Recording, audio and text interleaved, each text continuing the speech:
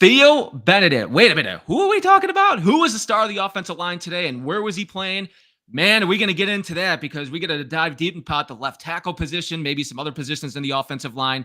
Caleb Williams with a nice day, and a little bit on the defense. Is there a certain player that we're going to take a look at that I think is going to be very important for us this year? I got my friend the Bishop with me. We're going to talk about it next.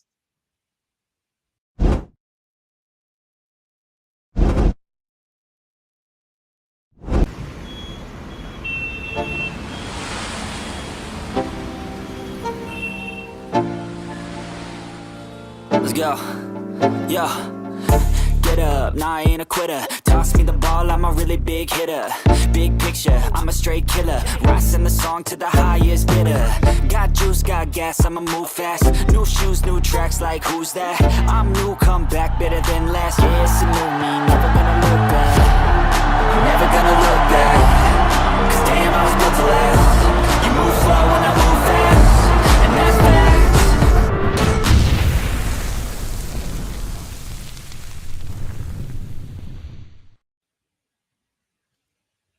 Welcome in, friends. Chicago Sports Podcast. Man, we are excited to talk about the Bears. We're excited to see you tonight, have you guys along with us.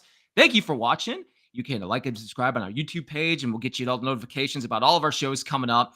And I got my friend the Bishop with me here on our Thursday night. We're always together here on Thursday nights, and always a pleasure to see you, man. It's great to see you and talk about some Bears, man, because I know there's not many other people I'd rather do that with than you. Matt, what's going on, buddy? I appreciate it, man. Yes, sir. Yes, sir. It's Thursday night.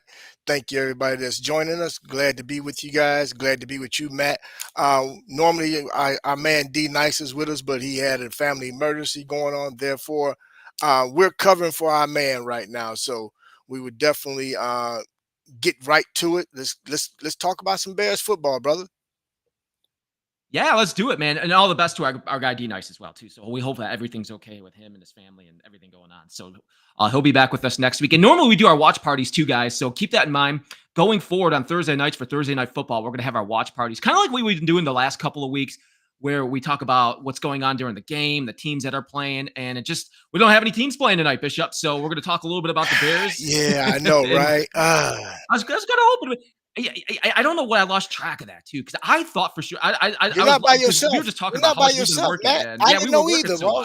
much. It completely slipped my mind too. I was like, damn, no. Oh wow, no football tonight. Ugh. Yeah, Friday. Yeah, It's I like was a everything. little bummed, but that's okay. I guess we deserve a break, huh? Yeah, I also thought it was Wednesday today, man. Like I was looking at my phone. I kept saying and stuff, and they're like looking at me like, "No, dude, what, you got the wrong day." And I'm like, "All right, that's how you know your day's already thrown off when you're doing that." So, no football tonight, but there will be a game next week. We're gonna have our watch party as well. So, like and subscribe on our page, guys, and you can follow along with all the watch parties and everything going on with Chicago sports. Okay, so the first guy I was talking about in the intro was Theo Benedet. And Theo Benedet, I had to go back and think about him for a second. And I'm like, wait a minute. That's the same Theo Benedet. Bishop, you got to see if I'm right or not. Is that the same guy that they were featuring on Hard Knocks last year? Did you watch Hard Knocks? I don't remember. I thought that's where I remember his name from. I did, and honestly, I had to kind of dig through and because I was scratching my head as well, like, huh, who? But yes, that's exactly who it is. Yeah. So it's pretty remarkable to see where a year ago we were thinking about Hard Knocks and just wondering who this guy is, to getting all the reports coming out today that he was taking reps in the left tackle position, and not just the left tackle position, but he was with the first stringers out there today, Bishop. He was out there with the starters today. And so I was going through kind of all the different beat reporters for the Bears and people that I follow along. And sure enough, I came across a couple. Courtney Cronin was the first person I saw today. Courtney Cronin, who's awesome. She's one of my favorite people that covers the NFL in general. Yeah, She's mine incredible, too. And just in general, she's one of my favorite people to follow in the football realm. But the first thing she tweets out, this was about 6 hours ago, left tackle continues to be rotation. And the first thing she has underneath that, Theo Benedet was solely at left tackle with the ones. And then below that, she talks Braxton Jones got the reps at left tackle with the ones and the twos. Then Kiran Amegadjie was with the threes at left tackle for the second straight day. Ozzy Trapilo was also mentioned in her tweet. Second team right tackle work only for Ozzy Trapilo. And I'm like, whoa, I got to process all that there for a second. So first up, so Bishop, I want to get your opinions on this. As I think I'm going to kind of break it down as like the good and the bad, because I think we can go both ways with this. All right. So Theo Benedet with the starters. I guess we could say the starters. I think for the good, that reflects our coaching staff. I think this coaching staff I think we've seen already, Bishop, that they're not messing around. They want the best possibly out there. We've seen the videos of the way they coach and how they demand your attention and accountability, all of that. So I truly believe if he is out there with the ones today, they think that could be a possibility with this race between him, Braxton Jones, Amegadjie, Trapilo. There's 4 of them right now. So I think that just reflects on the coaching staff saying, hey, we are literally giving all of our best players to be put in that position to win. And to see him out there and see what he can do, that's awesome. Okay, I think that's a good sign. Now, the bad is, do we have a problem at left tackle? And then that brings me to this other tweet I saw from Dan Wiederer, another guy I like to follow who covers the Bears. He does a very, very good job at Dan Wiederer, too, if you follow him on X. He says, legitimate mid-August Bears concerns. And I'm going through his list. And on there, it says, Bears don't seem all that close to locking in a starter at left tackle. And I think you could see that if we're rolling out 4 and we're giving 4 the best, and they're really like saying, be the best, go out there and be the best. So I think that's the good and the bad. And I think also on this too, Bishop, and then I want all of your opinions here in just a second, is maybe this is trying to push the other guys since nobody is running away with this position right now. Maybe this is something that the coaching staff is trying to do to really push those other guys saying, hey guys, get everything together here, man, because there's another guy in place here. There's 4 guys that are fighting for this position. This is a very important position.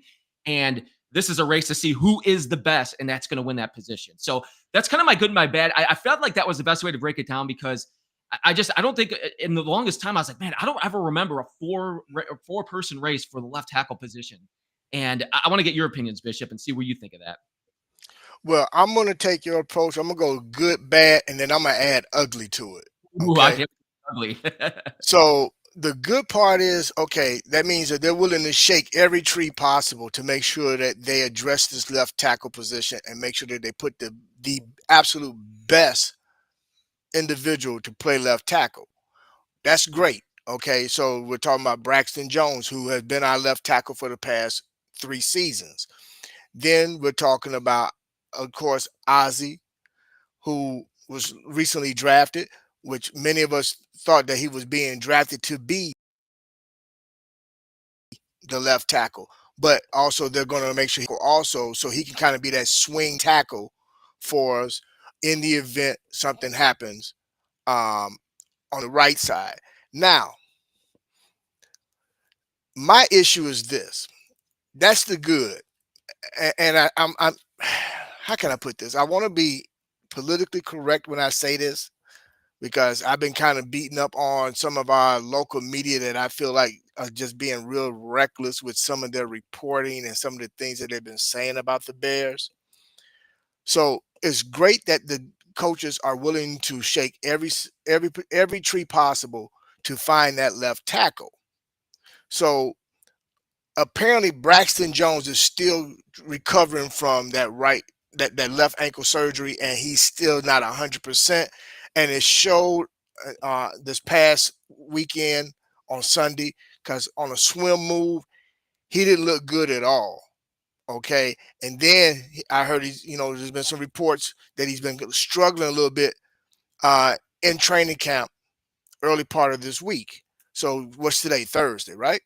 Mm-hmm. So I said, okay, some of this could still be that he's working himself into shape. Maybe he's not completely at full strength as far as his base. But then when they was talking about, the struggles is really, he's ended up on the ground. That's not good for your left tackle. Okay. And then when you sit up and you hear the offensive line coach say he looked good until he got into the game on Sunday, and then he reverted back to the bad Braxton Jones. So that's Dan Roushar, by the way, that was talking about that the other day. Yes. Yes. So with that being said, that means, okay, it does not seem like Braxton is that guy yet. Okay, so now we know from OTA's mini camp, started training camp, Ozzy was getting a lot of run with the ones. But now he's being looked at to get some run at right side. Okay, so is Ozzy not really giving you what you need at left tackle for you to even be entertaining having him do some right tackle work also? So that's a little concerning for me as well. And I can't help but he's not here to say it himself, but going to what D Nice has said on a couple different shows that the three of us have been on, that it's very possible the Bears could be back at looking at left tackle come April of next year in the draft. So then now here we have the reports of Theo. All right, great. But again, this is somebody from last year. He wasn't able to supplant Braxton to be the starting left tackle last year. Now we're looking at him this year. So that's the good and the bad. Now here's the ugly, man. Here's the ugly of it all. For some reason, the Bears just can't get right when it comes to this left tackle. So is it possible that maybe they should have went after somebody as a free agent, one of the top free agents, and just threw the Brinks truck up to get a real proven left tackle to protect your prized possession in Caleb Williams? Think about. And then the real ugly is, are we potentially going into this season with a makeshift left tackle? And we got to hope that they can keep Caleb upright and protected. That's a little scary for me when we're now on August 14th.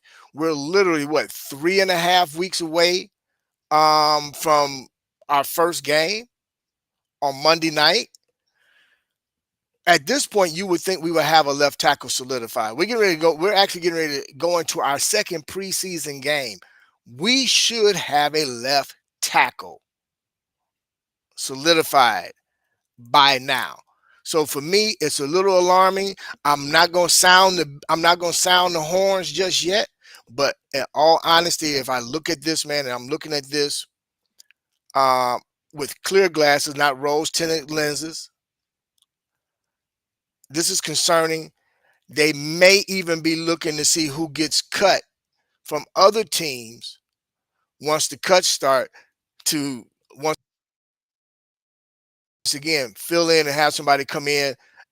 But for me, I hope that they can get this figured out and get it figured out quickly, because I would have thought by now we would have our left tackle solidified. So I don't know, man.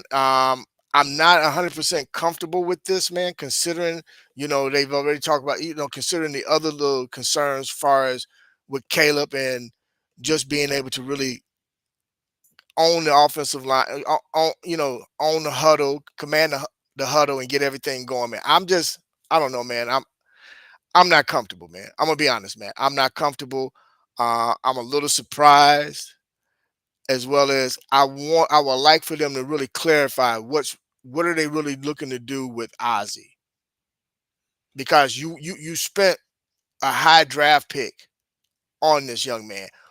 What is your plan? Yeah, and I think we got to remember too with Ozzy. You're right, high draft pick. When you have a high draft pick, at least in the first 3 rounds, I've said it on this show a lot of times, where you want them to come in and perform. Right, you want them to come in. You're drafting in that position because you're expected to come in and perform. But at the same time, you're also going to have some of those journeys and those bumps that you're going to go along with. So maybe that's just part of the process with him so far. So I'm going to see how that one plays out, because it sounds like to me with him, is he clearly with him getting the reps. I read that tweet a little bit earlier. With him getting some of the reps at the right tackle position, it sounds like to me that they're more so looking at him, or they're trying to get him around a little bit more in case he is that depth piece that they're looking for. So I think we're just going to have to see how that one plays out with him, because he could be that starter eventually. You know what, Matt? This is something, man, and I'm gonna go. Thanks to everybody that's in the chat that's chiming in right now. I want to touch on something that Dante in the chat just threw out there, and this is something that I don't know. I don't know if I haven't heard any reports of it, but is it possible that they might even consider looking at Darnell Wright at left tackle, and that's why Ozzy's getting some run at right. So if they have to do that just to solidify that offensive line for this season alone, I mean, it's a little late in the game to do so, but is that an option as well? You know, Do that's we a know? good point. I haven't seen that anywhere myself either. And yeah, the Chargers. They lost Slater. They're like probably the top Right. three, So four. they're flipping Alt It's over to the awesome. left side. So maybe it's a possible. Yeah. All who, by the way, had a great rookie year last year. That guy was incredible. So I don't know, but I haven't seen that anywhere. That's a good point. But I'm also thinking with all the free agent signings on our offensive line this year, maybe they think at the point too as well. Maybe at left tackle we can have one of these guys come in because we think they're going to be better with all of our free agent signings that we've had in the offseason. I'm just saying that is that a possibility? I don't know the answer to that. Left tackle is too intricate of a position, man, to be, experimenting. That's my take on it, man. So, I mean, in all honesty, you have got to know by now what you've seen thus far, the bodies that you've had in camp, who is your best possible left tackle. And what I'm hearing what we've been reading, I think the very last, which is I guess part of the ugly, is that Darnell Wright may get some run at left tackle.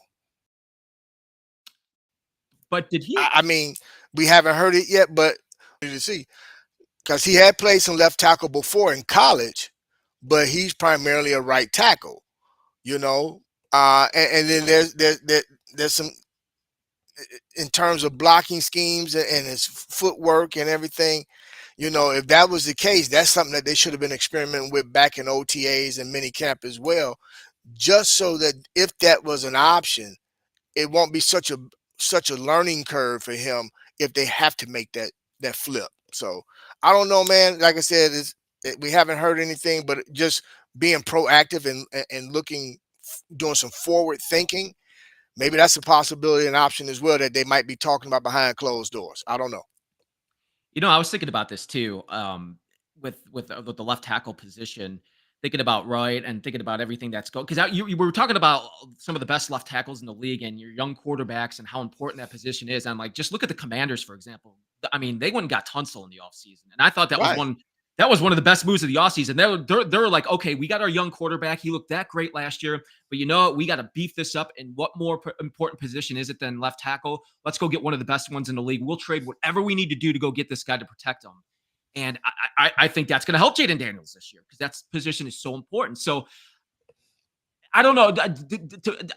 One of these guys, here's what I have to say. One of these guys are going to have to stand out. One of these guys are going to have to come in over the next couple of weeks. I think we could sit here and talk about we can move right over, and would that be better for our rookie Ozzy to play right tackle? And I don't know the answer to that, but at the end of the day, over the next couple of weeks, you just said it, Bishop. What are we, about 3.5 weeks away from Yeah, I mean, Monday night? they're going. One of these guys is cutting down tested rosters out on the 27th.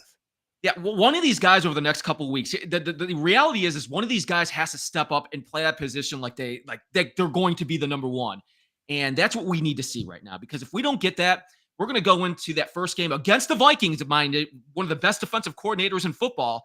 They beefed up everywhere this year. Their defense. They got playmakers on all three levels going into this year. We talk all about the Vikings and JJ McCarthy, and yeah, that's a question mark. We don't know how he's going to do, but look at that defense, man. The coordinator is great. That defense is great. They got playmakers, and they are going to confuse and don't think for a second that they're not going to look at that position and look at that spot and say, okay, we're going to scheme specifically for that side of the ball. Yeah. Yeah. You can't tell me they're not licking their chops right now because they're hearing the same thing we're hearing. So if we're hearing it, they're hearing it, and rightly so. They should. If that's a weakness, that they should attack that weakness. So we got to get it together. I'm hoping we're getting it figured out. I guess we'll see. What is it, Sunday night when we play? Yeah, the Bills Sunday night at 8 You know, o'clock Eastern, 7 o'clock Central Time. so we'll see what things are looking like Sunday night, and then we just have to go from there, man.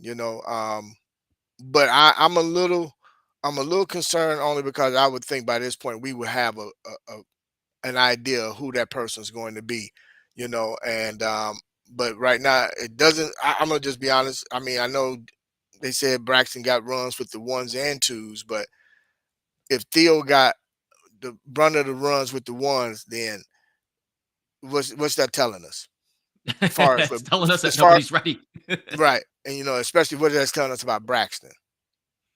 And you brought up a good point about him possibly how is that injury coming back from? That's a hard injury to come back from. Yeah, And man. I don't know, man. That can be very difficult. Maybe it's Because still he lingering has a to be little able to plant, and I'm wondering, man, is he just not really able to plant? And that's been his Achilles heel. I mean, even beforehand, he didn't have a very strong base to start out with. Now here we are looking for a guy to solidify his base, and he's coming off of an ankle surgery, man. That's It's tough, tough. man. I Yeah. yeah, and that's what I'm saying. Like that, coming back from an injury and psychologically too. You hear from a lot of athletes all the time what that does psychologically to you, especially when you need that for your position. It's got to be thinking. I can't imagine it. You not thinking because I would be if that happened to me. I would be thinking about that nonstop. Maybe not nonstop, but I would always be in the back of my mind, like, oh my god, I can't do this. I got to watch how I'm planning, and I got to watch how I do this. Although you got to try to cut that out, but that's hard Mhm. to do. And the thing is with Braxton has always been good in the run game. It's been his pass pro. So, I guess to kind of help take the pressure off the left tackle, it's going to be really important to make sure that we can solidify our run game. That's why I'm really hoping this game, this preseason game, we can really look to run the football and set to take pressure off the O line and allow them to get their confidence up, and more importantly, get a rhythm going through the run game to kind of ease up everything on pass pro. Because Braxton's good in the run game. I give him that. Now his run blocking is good. It's been his pass pro. So we got a couple things that we got to address, and I think it's imperative that they establish an identity with the run game this preseason game. Start out under center, play action. Let's run this football. Let's really, really start imposing our will with the run game. And then maybe that might even help Braxton in terms of psychologically with his pass pro. If he can feel like he's getting his legs up under him, and he's able to really get out there on the run, in the run game, then maybe that give him a little more confidence in the pass protection. So we'll see. That's a good point. Who do you still? I'm going to put you on the spot here. I guess. Uh-oh. I was going to put you on. Hey, I was going to come here I with easy know. questions for you, man. I was going to get it right and hard, and you got to freaking answer it, man. Or I'm going to. No, I'm just kidding. Trying to act tough over here, and it's not working. It's all good. I'm telling you, Bishop. So the start of the season. So I guess we got a couple of preseason games left, and I think this is a big one against the Bills. Two to be exact. Yeah, two to be exact, and we'll see who starts on Sunday and how they rotate it and who they're going to play on week 1 against the Vikings. Who at the end of the day do you think is going to be starting at left tackle? Right now,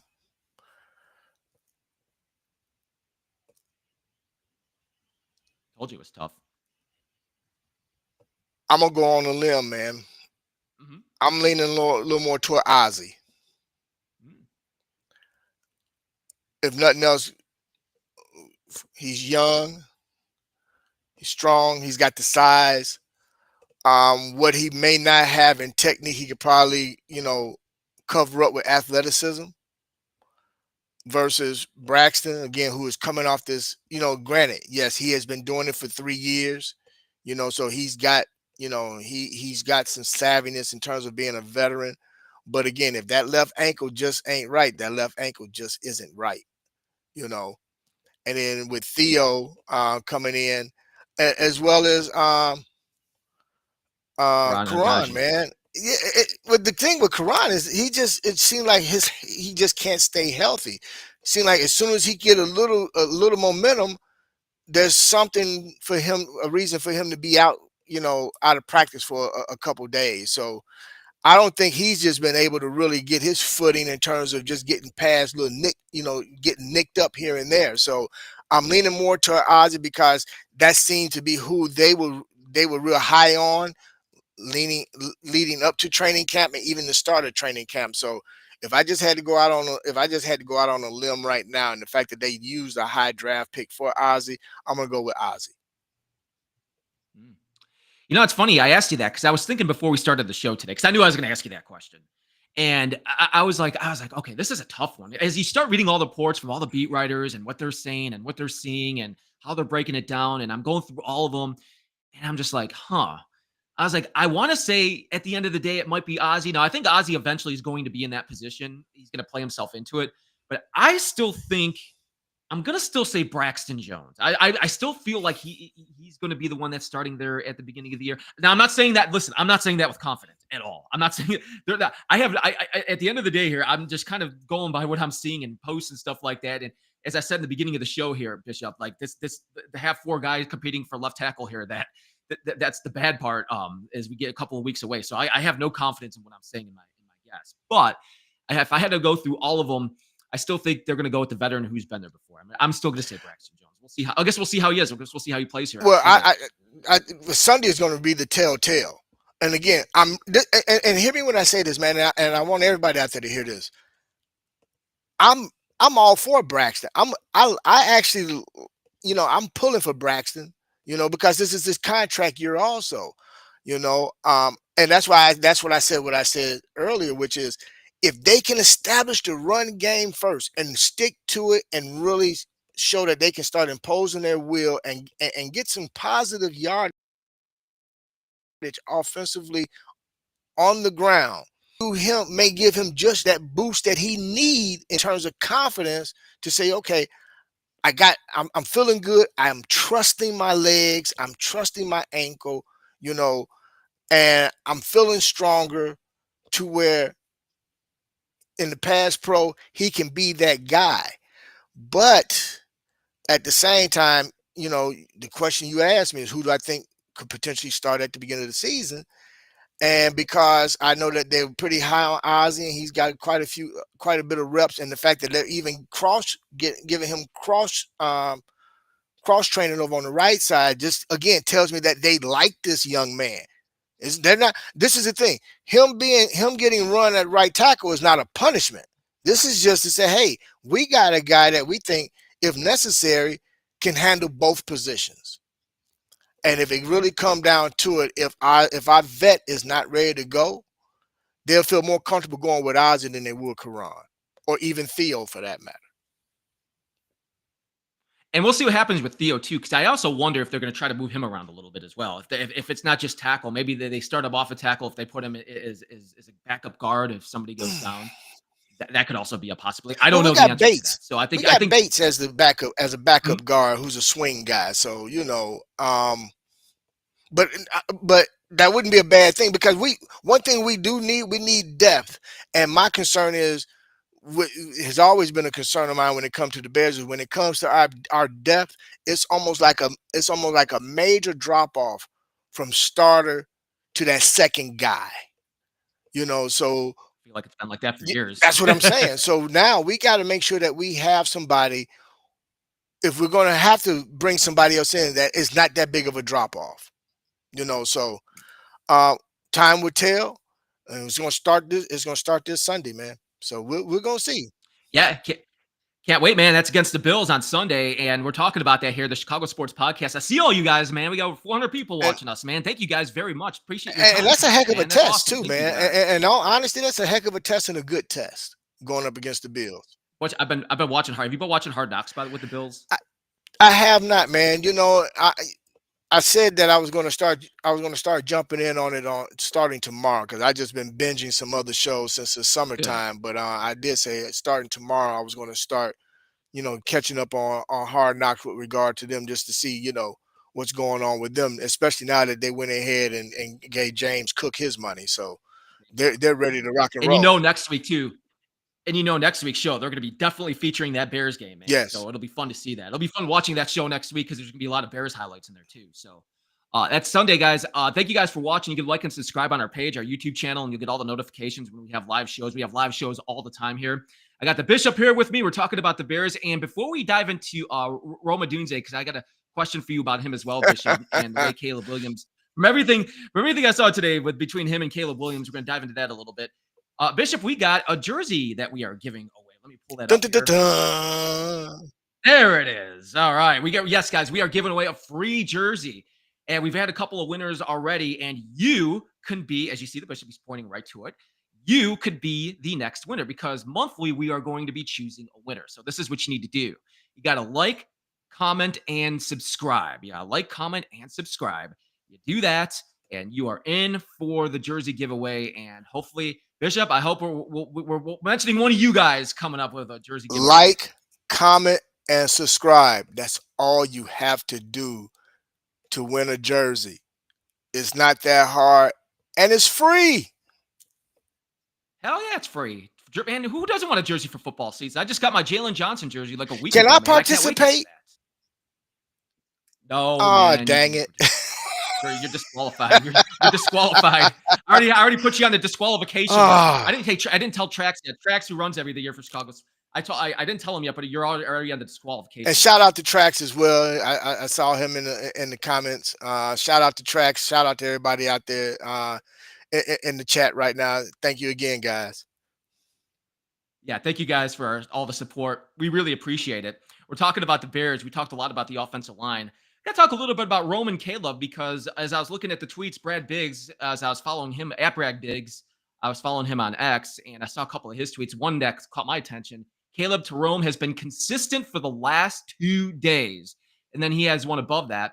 A 2-minute period highlighted by a dart across the middle to Rome Odunze for 25 yards from Caleb Williams, which is really cool to see.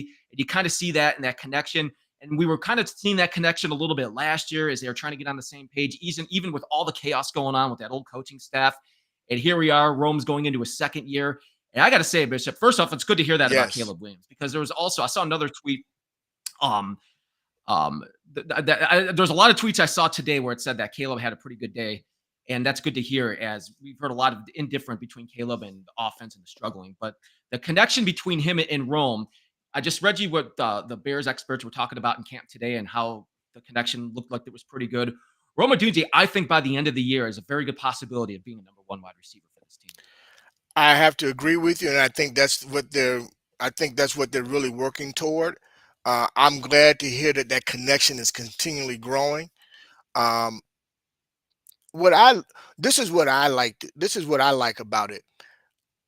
It just lets me know that Caleb is getting more comfortable and a lot more confident, but what that also lets me know is that Rome has really put in the work in the offseason to where he is really starting to emerge even more.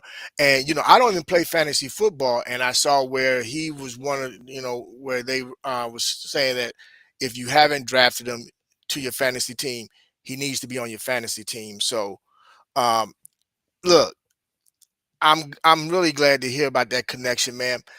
What I would like to see, especially for this season, I know everybody has that number 1 receiver. I think with the weapons we have, we won't really be able to tell who. I would like for it to be who you can't really tell who the number 1 guy is, because of the different weapons we have, but the schemes that we may run, but more importantly with Ben Johnson and the trickery and the different things that he, the mad scientist that he is, it would be really nice to see that ball just really be spread around. And if I would like nothing more than to have at least 2 receivers with 1,000 yards in receptions this year.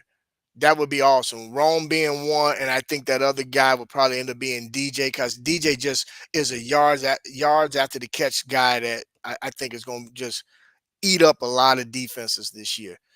But I think too, I'm looking for the teams in the middle of the field, soften them up that way, and then we can extend, and then we can extend the field.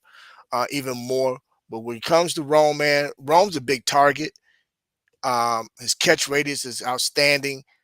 And his route running. A lot of people don't know. The young man can run routes, man. I was just going to He's a bring that route up. technician, man. And you're gonna. I think we're going to get a chance to really see that this year on display. So, which will help him emerge as that number one option for Caleb. And understand this, him being that number one option for Caleb isn't not going to take anything away from DJ or anyone else. It's just that because of his size and some of the, being able to stretch and be able to stretch the field, it just makes a little more sense. You know what I'm saying? Because they're going to have DJ doing a multitude of things from that receiver spot, and then of course we got Luther Burden, along with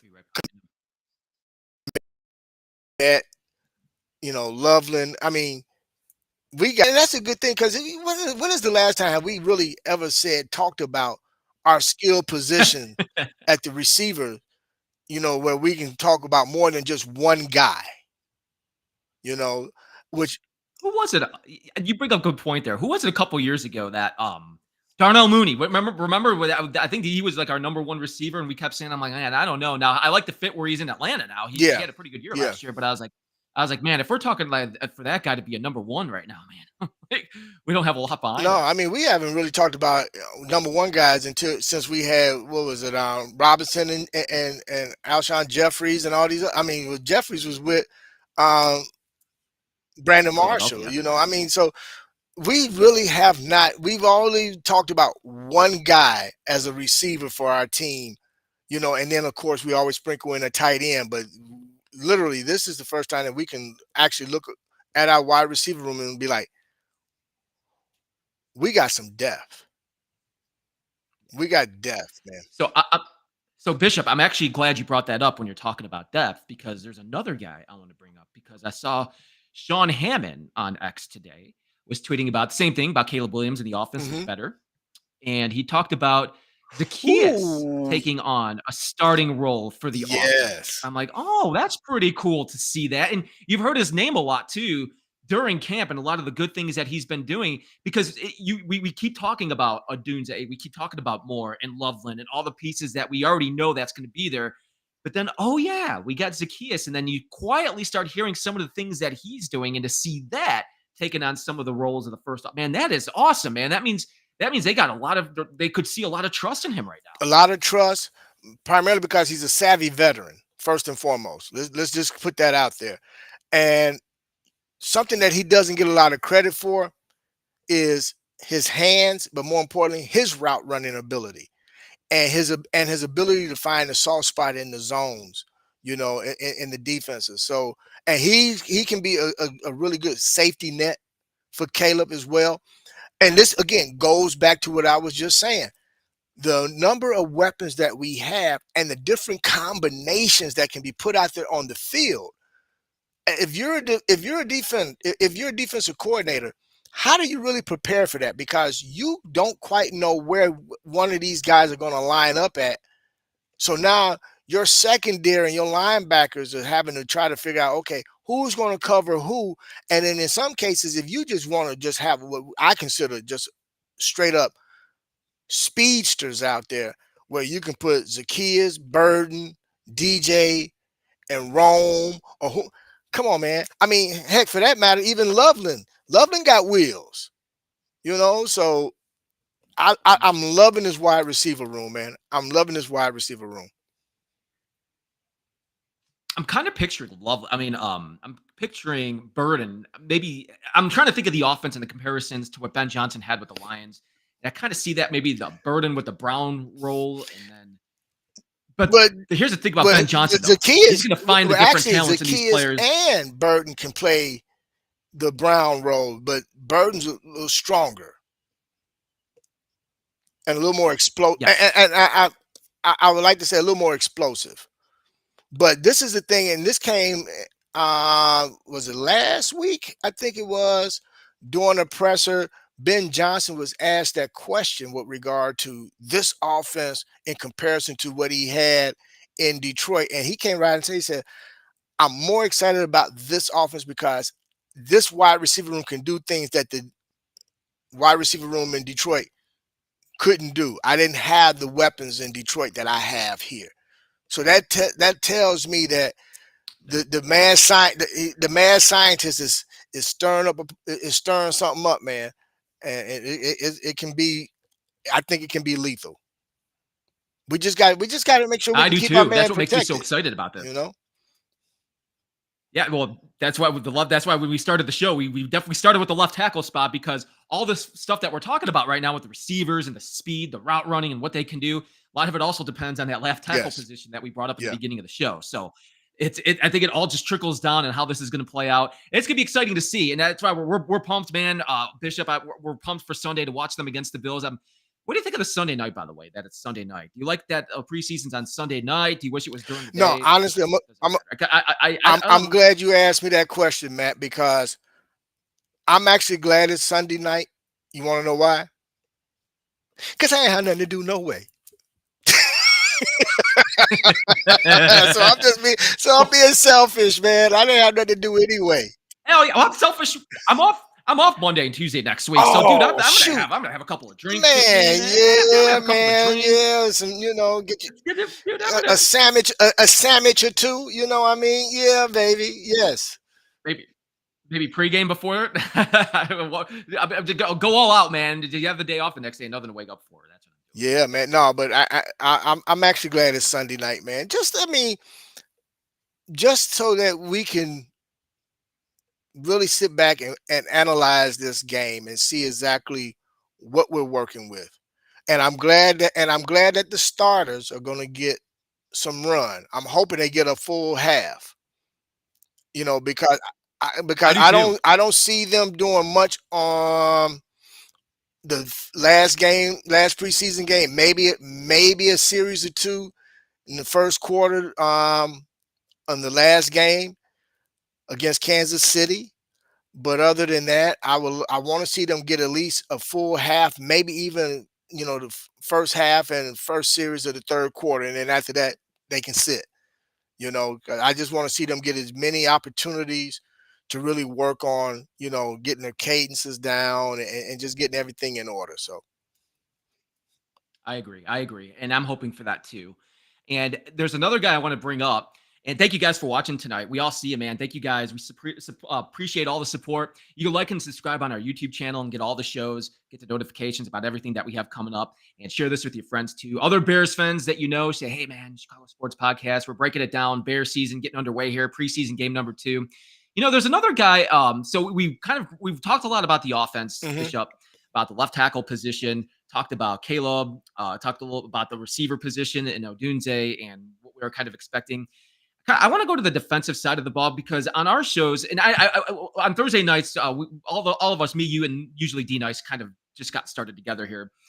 But a guy that we haven't brought up a lot, and I saw an interesting article earlier today about Dayo Odeyingbo, the guy that we signed from Indianapolis. And then we see the way that Austin Booker had played in the first game. And I think this is the wild card of everything. So it's so interesting about this guy. I can't remember the last time for a Bears free agent signing where I seen a guy get signed for a good amount of money. I mean, they're paying him very well to come here and play for us.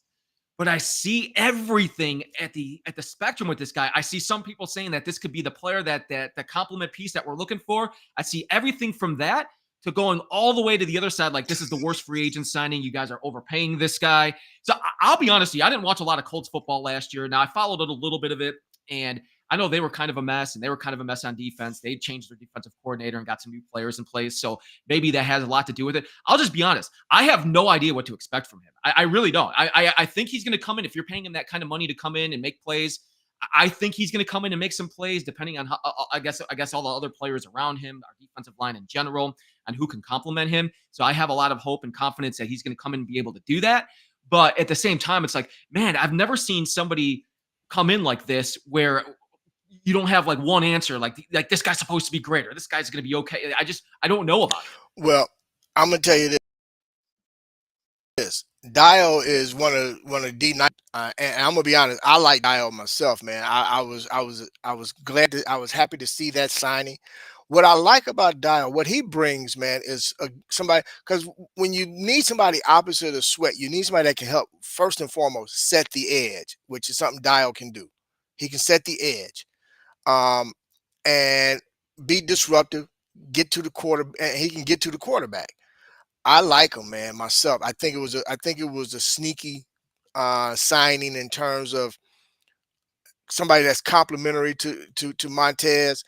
Um, and I think in Dennis Allen's defense, Dial's going to be able to really be to reap benefit, because they're not going to double team him. They're going to really be focusing on double teaming Sweat. Now, what's going to also help Dial is if the interior defensive line is really being disruptive as well, and getting into that backfield, so and then you go to try, if you have to flush that quarterback out, Dial's there, to set the edge, and can get to the quarterback. I think it was a good signing. Um, and you had mentioned Austin Booker. Austin Booker shined last year in the preseason, as he's doing now. Yes, he did. Yes, he's doing exactly what he's doing right now. I But totally remember. the difference is he's got a year under his belt, and he's got a defensive coordinator that I think can really get creative in how he uses him regarding his athleticism. When I look at Austin Booker, I see a guy with his body frame, more importantly, his motor. And hear me when I say this. I'm not saying this is who he's going to be or he's playing like this guy, but he has a Max Crosby-ish look to him in terms of, I think, of potential. If he can just if he can package it all together, probably won't really see it quite emerge until next year. But if staying healthy, continue to get stronger, get a little bigger, he's going to be that guy, man, that you're going to hear his name a lot. But I really think, man, Dio is very strong guy. He's quick, and I think he's going to really help complement Sweat, and he's going to be disruptive in that backfield, and quarterback's going to be trying to get away from him. So it's going to get interesting, man. I think this defensive line is going to fly under the radar, maybe the first 4 or 5 games. But then after that, I think everybody's going to start taking notice of them. You see the scrolls, man. Thank you for watching, scrolls. And Dante, I see you in there too. Thank you guys for commenting. He says right here, Dow uses brute force over quickness and skill. He won't win a lot in pass rush, but he'll rarely lose in. I've seen a little, but Scrolls, I agree with you on that, Scrolls. But there has been some reports, man, that he has added a few extra tools to his tool belt. So we might get a little surprise out of Dial when it comes to being able to get in the pass rush. But again, the one thing, and this is something that everybody needs to know when it comes to Dennis Allen's defense. Dennis Allen has never had the bookends type of DNs where he had 2 outstanding defensive ends.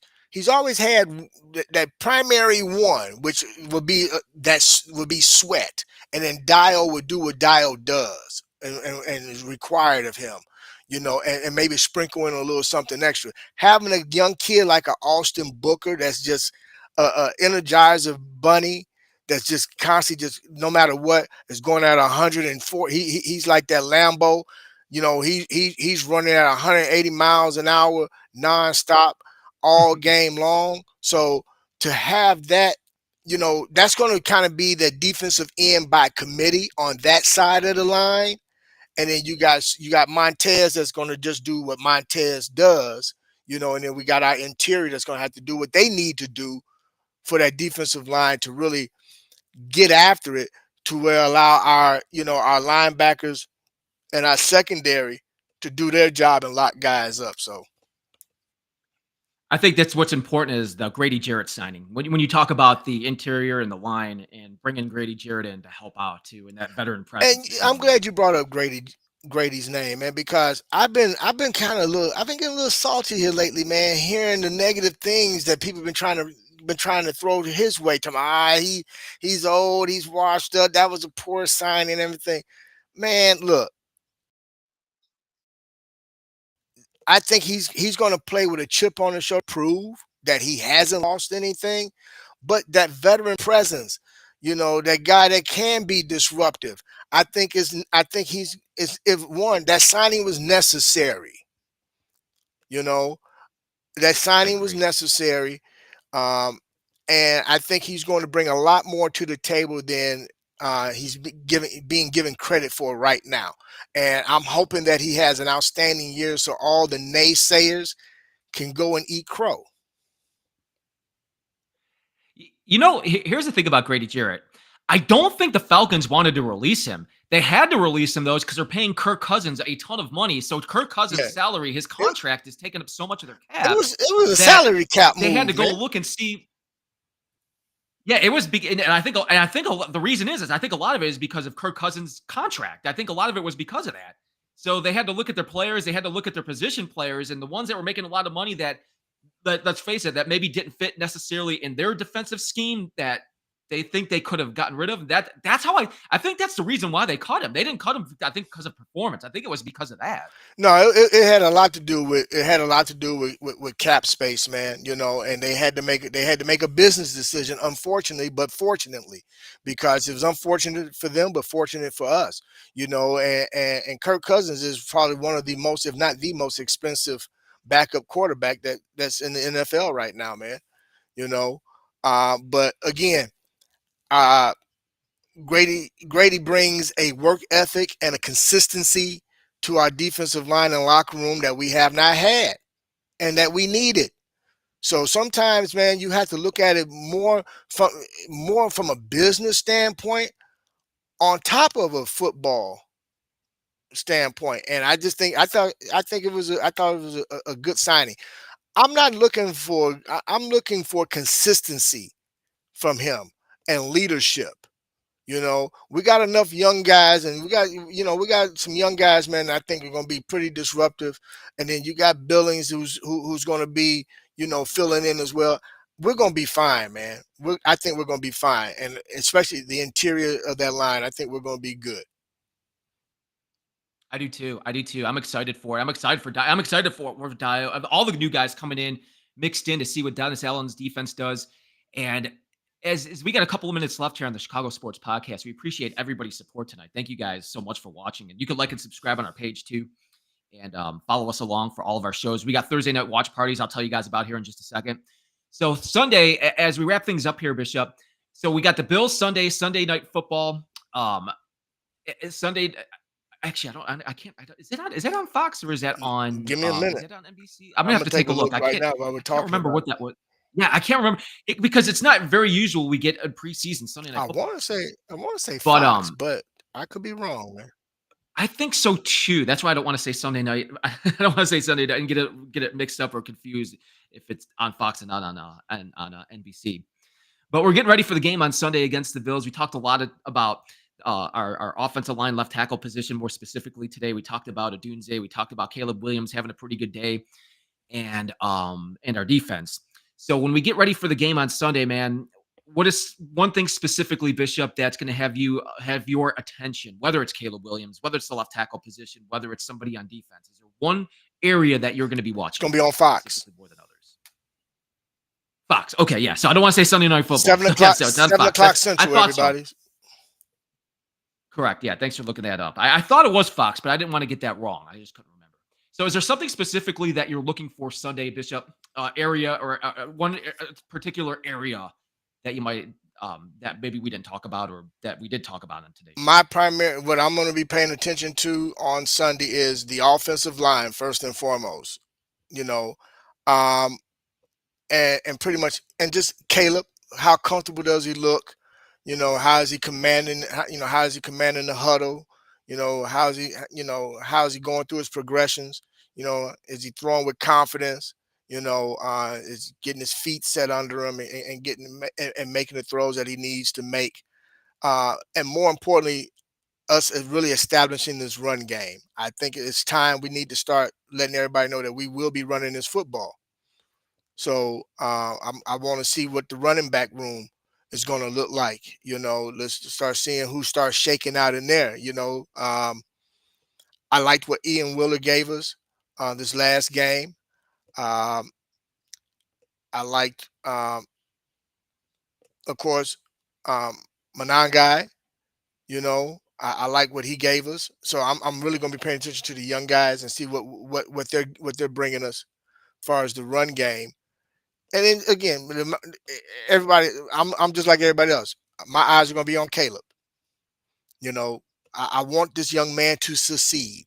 I want this young man to be great. I want him to. I'm tired of all the national so-called um, pundits or whatever you want to call them. I want to see him Idiot. do well. I want him to shut them up. You know, and it'll start coming Sunday. So that's what I'm looking at that. I'm glad you brought up the running backs because that's what I was going to say. I was going to say the running backs. I obviously left tackle position, the offensive line, but the running back position, I want to see how that is used. I want to see a little bit more of Manangai if we're going to get any of those power runs like we did the first game, if we has any more of that too. So I want to see how that room shakes out. I want to see how, in general, that room shakes out from Swift to Johnson and Manangai, and if they bring anybody else in. So I'll keep my eye on that. And then, of course, Caleb Williams as well. I agree with you too, because you hear all the narratives about what's been going on the last couple of weeks about how the offense looks shaky or it looks like this. Well, you know what? He can go out there, and if he goes out there, it looks comfortable and looks like I think all that stuff that stuff can go away for a little bit. I mean, listen, guys, it's a second preseason game of the year. We don't want to overreact on anything. It's still the beginning of the year. They've only been playing for a month now. So we still have a little bit of time, and let's see how the stuff plays out. Let's see if we can see. It's still not going to all come together. And like I said, the first 4 games of this new season is not going to be the prettiest, but that's why it's important for them to get the runs that they're going to get together as a unit in preseason. So when we do start the season, it won't look so anemic. But I think they're going to surprise some people, man. I really do, because just the word, just what's coming out of camp in terms of what the beat writers are putting out there in terms of Ben Johnson's approach to practice and the number of reps that they're getting in and how he's approaching it. I think we'll be okay, but the true indicator will be on Sunday night. Yep, I agree. I see Lucas. Thank you for watching, Lucas, and everybody else watching. The Bears' ability to run the football will be a good indication of how this new and I agree, Lucas. I agree. Yep, totally agree, man. And talking a lot about the offensive line on today's show, so we couldn't agree with you more. Thank you guys for watching. Everybody watching here on the Chicago Sports Podcast, we really appreciate all of your support. And I'm here with the Bishop every Thursday going on forward here. We have our watch parties. So we've done it the last couple of weeks for the first time for the last couple of games, the first couple of preseason games. And it's a lot of fun. We sit there, we talk about the teams that are playing, about maybe some of the offseason moves, some of the stuff that we can expect from them.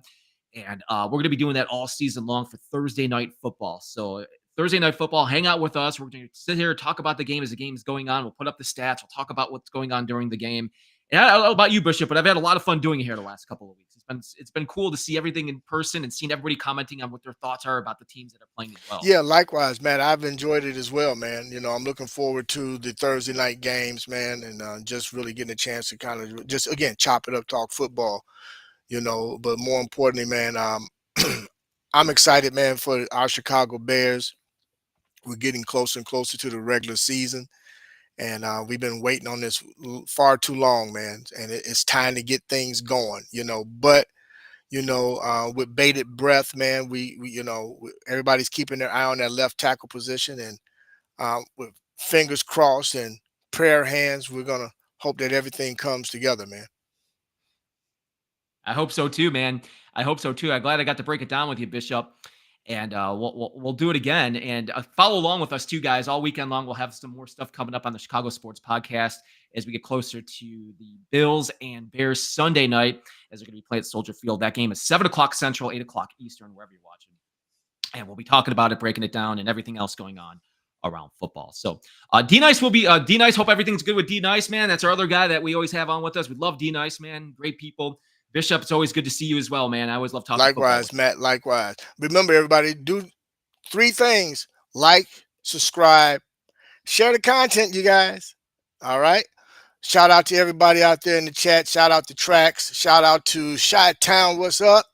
Of course, my number one fan, Rita, my sister Felicia, my brother William out there in Florida, and then my boy V-Dub in Detroit. But hey, to everybody out there, thank you again for tuning in with us. You know, the Bishop does appreciate it. We appreciate you guys. Thank you for all of your support. And for the Bishop, Matt Cooper, hope you guys